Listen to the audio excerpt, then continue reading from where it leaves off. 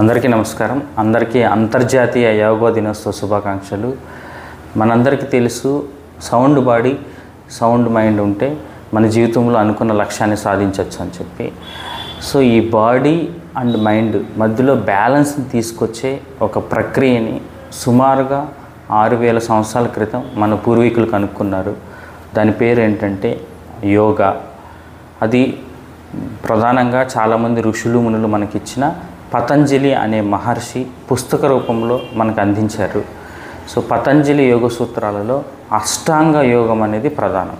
So yoga అనేది చాలామంది misconception ఏంటంటే ఎక్సర్సైజు, ఆసనాలు అని చెప్పి. ఆసనము అంటే ఎక్సర్సైజ్ కాదు, పోస్టర్ అని. ఈ అష్టాంగ యోగం బేసిక్స్ మీతో ఈరోజు షేర్ చేసుకోవాలనుకున్నాను. ఈ ఇంటర్నేషనల్ యోగా డే సందర్భంగా అసలు అష్టాంగ యోగం, అష్ట అంటే 8 అని, 8 లిమ్స్, 8 అంగాలు ఏంటి యోగాలో అంటే ఏంటంటే ప్రధానంగా యమ, నియమ, ఆసన, ప్రాణాయామ, ప్రత్యాహార, ధారణ, ధ్యాన, సమాధి. సో ఈ 8ని అష్టాంగ యోగం అంటాం. సో ఫస్ట్ యమాతో స్టార్ట్ అయితే ఇవన్నీ స్టెప్స్ అన్నట్టు, స్టెప్ బై స్టెప్ వెళ్ళాలి మనం. యమాతో స్టార్ట్ అయితే లాస్ట్ సమాధి స్థితి. సో ఇందులో ఇండివిజువల్గా ఒక్కొక్కటి యమ, నియమ, ఆసన, ప్రాణాయామ, ప్రత్యాహార, ధారణ, ధ్యాన, సమాధి, వీటికి అసలు బేసిక్స్ ఏంటి అనేది ఈరోజు తెలుసుకుందాం. సో ఫస్ట్ది యమాస్లో అహింస. అహింస అంటే మనందరికీ తెలుసు, అన్ని జీవుల పట్ల ప్రేమ కలిగి ఉండాలి. హింసించాలి, బాధ పెట్టాలి, ఇబ్బంది పెట్టాలి అనే ఆలోచన కూడా రాకూడదు మనకి. సమాజంలో తోటి వ్యక్తులనే కాదు, అన్ని జీవుల మీద మనకి ప్రేమపూర్వకమైన భావం ఉండాలి. మీరు దీన్ని బట్టి అర్థం చేసుకోవచ్చు, అసలు యోగా అనేదాన్ని కంప్లీట్గా మనం లాస్ట్ స్టెప్ చేరుకుంటే మనం రామకృష్ణ పరమహంసలాగా, ఒక రమణ మహర్షిలాగా ఇంకా భగవంతుడి స్థితికి చేరిపోతాం, భగవంతుడు అయిపోతాం. ఇప్పుడు ఒక అహింస అనే క్వాలిటీని జీవితం మొత్తం పాటించినందుకు మోహన్ దాస్ కరమ్చంద్ అనే వ్యక్తి మహాత్ముడు అయిపోయాడు. సో యోగాలో ఫస్ట్ స్టెప్ యమాలో ఉన్నది ఫస్ట్ క్వాలిటీ అహింస. సో అహింస అంటే తోటి జీవుల పట్ల ప్రేమపూర్వకమైన భావం ఉండడం, హింసించకుండా ఉండడం. సెకండ్ది సత్య అంటే ట్రూత్ఫుల్నెస్, నిజంగా ఉండాలి, నిజాయితీగా ఉండాలి. అబద్ధాలు చెప్పి మ్యానిపులేషన్ చేయడము ఇవన్నీ కూడా చేయకూడదు. థర్డ్ది ఏంటంటే అస్థేయ. అస్థేయ అంటే నాన్ స్టీలింగ్ అంటాం. అంటే మిగిలిన వాళ్ళ సొమ్ముని మనం దొంగిలించాలి, వాళ్ళ వస్తువులు మన పరమైపోవాలి. అనవసరంగా మనకు సంబంధం లేని విషయాల్లో తలదూర్చి వాళ్ళ ప్రాపర్టీస్ని కానీ అట్లా దొంగతనం చేయడము అలాంటి మంచి విషయాలు కాదు. మనం మిగిలిన వాళ్ళ సొత్తుని, మనకు సంబంధించిన వస్తువుల మీద హక్కు పొందడము అనేది మంచి విషయం కాదు. సో దొంగతనం చేయకూడదు, మిగిలిన వాళ్ళ వస్తువుల్ని మనం స్వాధీనం చేసుకోకూడదు. దీన్ని అస్థేయ అంటారు. 4వది బ్రహ్మచర్య. బ్రహ్మచర్య అంటే నాన్ ఇంటెలిజెన్స్, అంటే ఏదైనా ఒక యాక్టివిటీలో విపరీతమైనగా ఇన్వాల్వ్ కాకూడదు. ఏదైనా కానీ, అంటే ఫుడ్కి సంబంధించింది కానీ, సెక్స్కి సంబంధించింది కానీ, అట్లా మెయిన్గా దీన్ని అంటే బ్రహ్మచర్య అంటే మన వాళ్ళు ఓన్లీ సెక్స్ రిలేటెడ్ అని అనుకుంటారు, అట్లా ఏముండదు.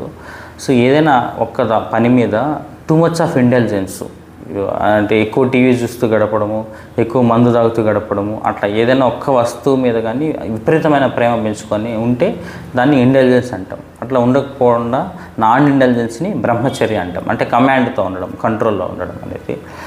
లాస్ట్ది అపరిగ్రహ. అపరిగ్రహ ఏంటంటే జనరాసిటీ, అవసరమైన వాళ్ళకి, కష్టంలో ఉన్న వాళ్ళకి ఆదుకోవడం. సో యమాస్లో ఈ 5 అహింస, సత్య, అస్థేయ, బ్రహ్మచర్య, అపరిగ్రహ. అహింస అంటే నాన్ వైలెన్స్, శాంతిగా ఉండడం.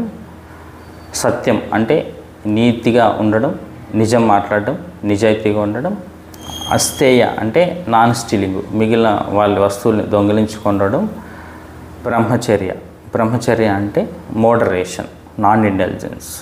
లాస్ట్ది అపరిగ్రహ అంటే జనరాసిటీ, అవసరమైన వాళ్ళకి మనం సహాయం చేయడం. ఈ 5ని మనం యమాలో ఉన్న సోషల్ ఎథిక్స్, సామాజిక సూత్రాలని అంటాం. రెండోది ఏంటంటే నియమ అన్నట్టు. సో నియమాలంటే మనం వ్యక్తిగతంగా పర్సనల్గా ప్రాక్టీస్ చేయాల్సినవి 5 పర్సనల్ ప్రాక్టీస్ ఉంటాయి. అందులో 5లో ఫస్ట్ ఏంటంటే శౌచ, సెకండ్ది సంతోష, మూడోది తపస్, నాలుగోది స్వాధ్యాయ, ఐదోది ఈశ్వర ప్రాణిధానం. శౌచ, సంతోష, తపస్, స్వాధ్యాయ, ఈశ్వర ప్రాణిధానం. సో అందులో మొదటిది శౌచ. శౌచ ఏంటంటే శుభ్రత, purity of the body and purity of the mind. So శరీరం శుభ్రంగా ఉంచుకోవాలి, మనసును శుభ్రంగా ఉంచుకోవాలి అనేది శౌచ. నియమాలో రెండోది ఏంటంటే సంతోష, అంటే తృప్తిగా ఉండాలి మనిషి. సో ఎక్కువ లోభం లేకుండా కంటెంట్మెంట్, సంతృప్తితో ఉండాలన్నట్టు, అది సంతోష. నియమాల్లో మూడోది ఏంటంటే తపస్సు అంటే ఆస్టెరిటీ. తప అంటే హీట్ అన్నట్టు, అంటే సత్యాన్ని తెలుసుకోవాలి, జీవితంలో ముందుకెళ్ళాలి అనే కోరిక ఉండాలి, ఇంటెన్స్ డిజైర్ ఉండాలి. సో దాన్ని తపస్ అని అంటారు. ఆ హీట్ ఉండాలి, ఆ ఉత్సాహం ఉండాలి, అది తపస్. సో నాలుగోది ఏంటంటే నియమాల్లో స్వాధ్యాయ, సెల్ఫ్ స్టడీ, అంటే అండర్స్టాండింగ్ ఆఫ్ స్క్రిప్చర్స్. మెయిన్గా ఇప్పుడు భగవద్గీత కానీ, వేదాలు కానీ, ఉపనిషత్తులు కానీ అది చదువుకోవాలి. పర్సనల్ డెవలప్మెంట్ బుక్స్ చదవడం కూడా దీని కిందకే వస్తుంది అన్నట్టు. సో అంటే సెల్ఫ్ స్టడీ అంటే మన గురించి, వ్యక్తి గురించి, సృష్టి గురించి, వీటికి సంబంధించిన పుస్తకాలని, వ్యక్తిత్వ వికాస పుస్తకాలని, ఆధ్యాత్మిక గ్రంథాలని కానీ చదవడం సెల్ఫ్ స్టడీ, స్వాధ్యాయ అని అంటారు.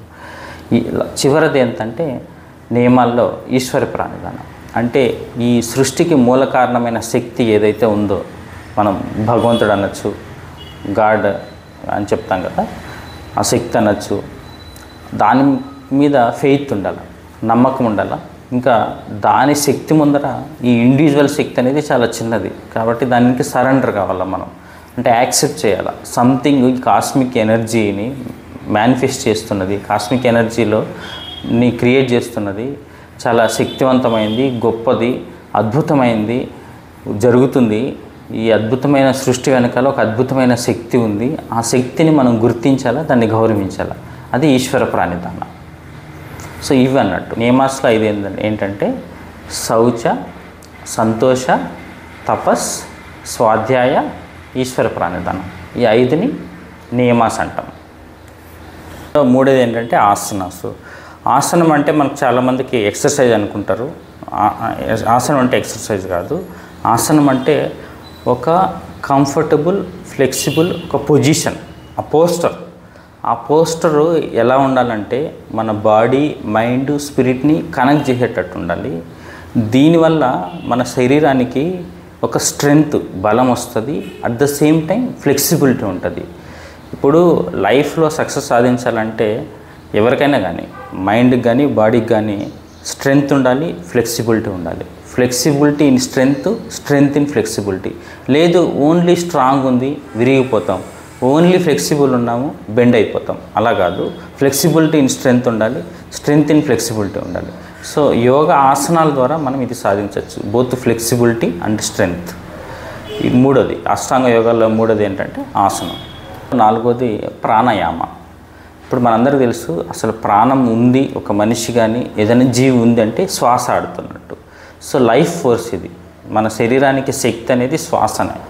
సో ఈ శ్వాస మీద ధ్యాస పెట్టి, ఈ శ్వాస మీద ఆలోచన పెట్టి, ఈ శ్వాస మీద కంట్రోల్ ఉంచుకొని, ఈ కంట్రోల్ బ్రీతింగ్ ద్వారా మనం మన ఆత్మశక్తిని, మన లోపల ఉన్న ఆధ్యాత్మిక శక్తిని ఎక్స్పీరియన్స్ చేయడం, దీన్ని ప్రాణాయామ అంటాం.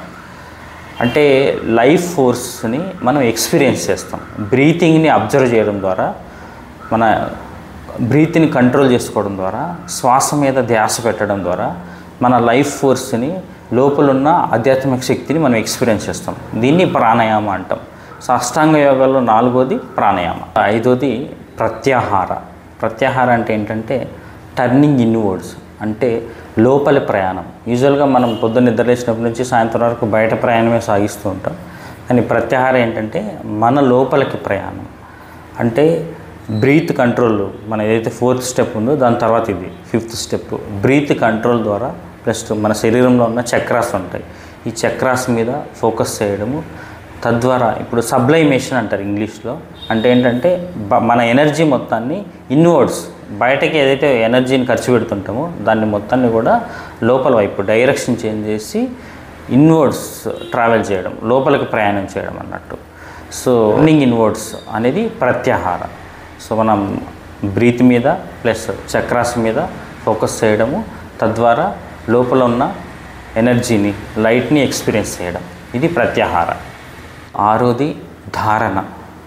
ధారణ అంటే ఏకాగ్రత, ఫోకస్డ్ కాన్సన్ట్రేషన్, ఒక్కటే దాని మీద కాన్సన్ట్రేషన్ ఉంచుకోవడం అనేది ధారణ.